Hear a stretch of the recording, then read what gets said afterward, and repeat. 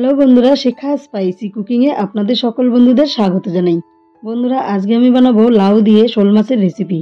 আর এই মাছগুলো একটু অন্যভাবে আমি রান্না করব। তো চলুন বন্ধুরা, সঙ্গে থাকুন, ভিডিওটি পুরোপুরি দেখতে থাকুন আর একটা লাইক দিয়ে ভিডিওটি দেখা শুরু করবেন। তো বন্ধুরা, লাউ দিয়ে শোল মাছ রান্না করার জন্য প্রথমে আমি মাছগুলোকে দেখিয়ে দিচ্ছি। দেখুন, মাছগুলো কিন্তু এরকম ছোট ছোট পিস করে নিয়েছি। আমি এটা বড় পিস রান্না করব না, সবগুলো মাছকে টুকরো করে নিয়েছি। এবার দিয়ে দিচ্ছি লবণ আর হলুদ। পরিমাণ মতো লবণ হলুদ দিয়ে এবার হাত দিয়ে মাছগুলোকে ভালো করে লবণ হলুদটা মেখে নেব।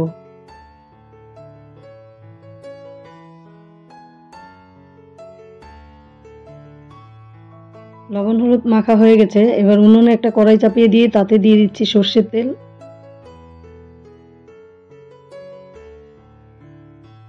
তেলটা গরম হয়ে গেছে বন্ধুরা, এবার আমি মাছগুলো দিয়ে মাছগুলো ভেজে নেব।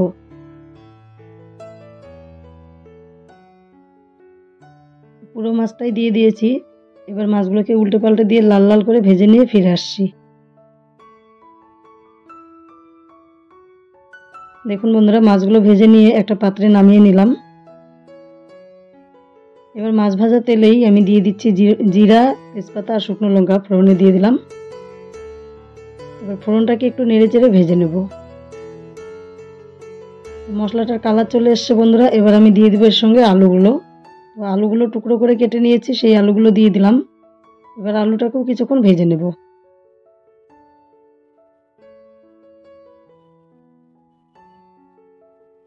দেখুন বন্ধুরা, আলুগুলো কিন্তু ভাজা হয়ে গেছে।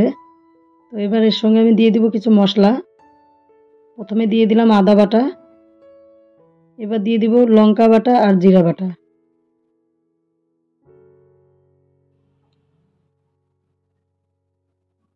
এবার এই একই সঙ্গে দিয়ে দিব ধনে গুঁড়ো আর লবণ। ধনে গুঁড়ো লবণ দেওয়া হয়ে গেল। এবার সবগুলো মশলার সঙ্গে আমি ভালো করে আলুগুলোকে কষিয়ে নেব।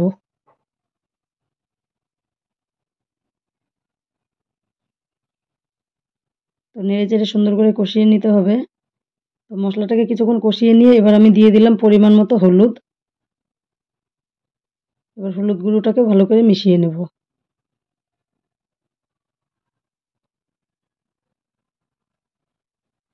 সবসময় রান্নার টেস্টটা কিন্তু মশলার কষানোতেই আসে বন্ধুরা, এটা প্রত্যেকেই জানেন।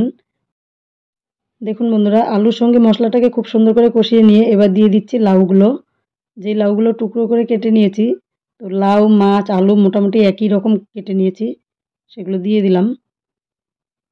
এবার লাউটাকে দেওয়ার পর লাউটাকে নেড়ে চেড়ে দিয়ে মশলার সঙ্গে আরও কিছুক্ষণ কষিয়ে নেব।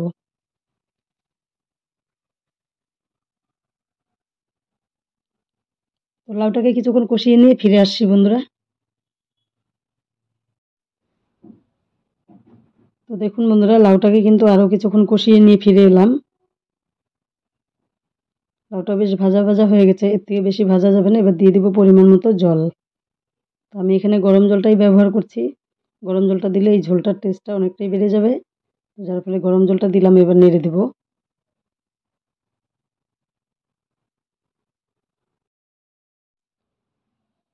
ঝোলটা দেওয়ার পর নেড়ে চেড়ে দিলাম, তারপরে 1 মিনিট জাল করে নিয়ে একটা ঢাকনা দিয়ে ঢেকে দেব।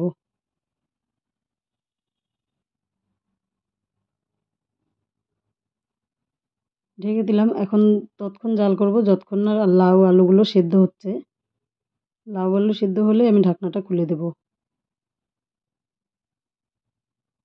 তো বন্ধুরা, আমি কিন্তু মাঝে একবার ঢাকনাটা খুলে দিয়েছিলাম, আর এখনও খুলে দিলাম। ঢাকনাটা খুলে দেওয়ার পর আমি একটু নেড়ে চেড়ে দিলাম। এবার আমি ভেজে রাখা মাছগুলো দিয়ে দেব।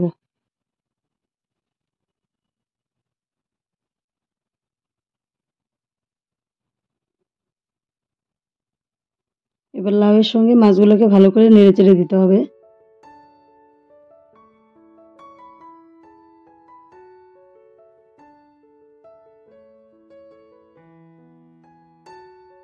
মাছগুলোকে ভালো করে মিশিয়ে দিলাম। এবার আমি আবারও ঢেকে দেব। এখন 5 থেকে 7 মিনিটের মতো ঢেকে দিলেই হবে। তো বন্ধুরা, 5 মিনিট পর ঢাকনাটাকে খুলে নিলাম। তো যেহেতু লাউয়ের সবজি, তো সামান্য পরিমাণ চিনি দিয়ে দিব। এই চিনিতে কিন্তু টেস্ট অনেক বাড়িয়ে দেয়। তো চিনিটা দেওয়ার পর আমি নেড়ে চেড়ে দিলাম। বন্ধুরা, সামান্য পরিমাণ চিনি দিয়েছি, একেবারেই বেশি দেওয়া যাবে না। চিনি দেওয়ার পর মিশিয়ে নিয়ে এবার দিয়ে দেব কুচানো ধনেপাতা। ধনেপাতাটাকেও ভালো করে মিশিয়ে নেব। তো আপনারা যদি এই অবস্থাতে চান যে কয়েক পিস আলু ভেঙে দেবেন তাহলে দিতে পারেন, আলুটা ভেঙে দিলেও বেশ ভালো লাগে।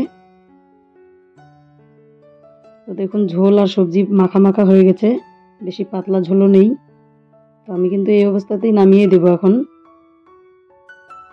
ধনেপাতা দেওয়ার পর 1 মিনিট জাল করে নিয়েছি। এবার কিন্তু রান্নাটি পুরোপুরি কমপ্লিট। তো বন্ধুরা, শোল মাছ দিয়ে এই লাউয়ের রেসিপিটি দেখে আপনাদের কেমন লাগলো অবশ্যই কমেন্ট করে জানাবেন। ভিডিওটি সম্পূর্ণ দেখার জন্য আমার সকল বন্ধুদেরকে জানাই অসংখ্য ধন্যবাদ।